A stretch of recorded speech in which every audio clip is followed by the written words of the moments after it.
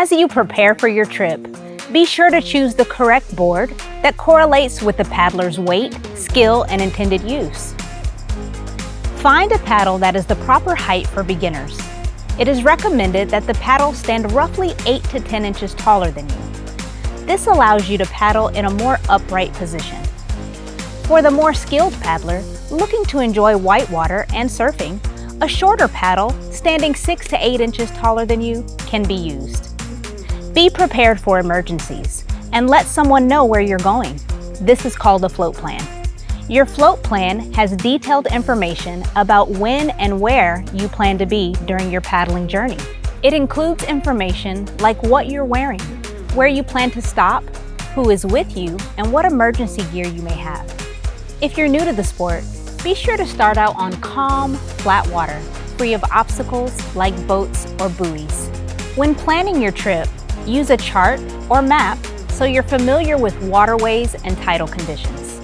Paddle into the wind at the start of your trip, or paddle downwind from point A to B, and have a vehicle waiting for you. Don't attempt any trip that will be too long for your physical condition. Be sure to check the weather before you go on your weather app or the news.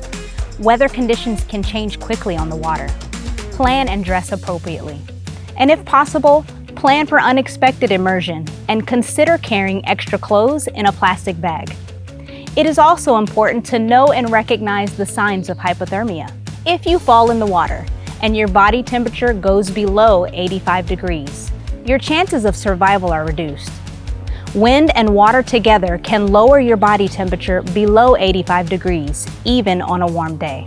Pack appropriate gear, such as drinking water, sunscreen, snacks, and a safety whistle for your trip.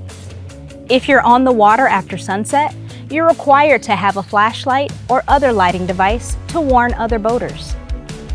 Although not required, it's highly recommended that paddlers utilize a leash, tethering themselves to the board. There are various types of leashes designed specifically for surf, flat water, and rivers. Be sure to rent the leash according to the intended use. Your rental livery is responsible for providing the required safety equipment for your paddling journey. They will make sure that the equipment is serviceable and applicable to the activity and person. Be sure to check with them on any state or local laws you should be aware of before hitting the water.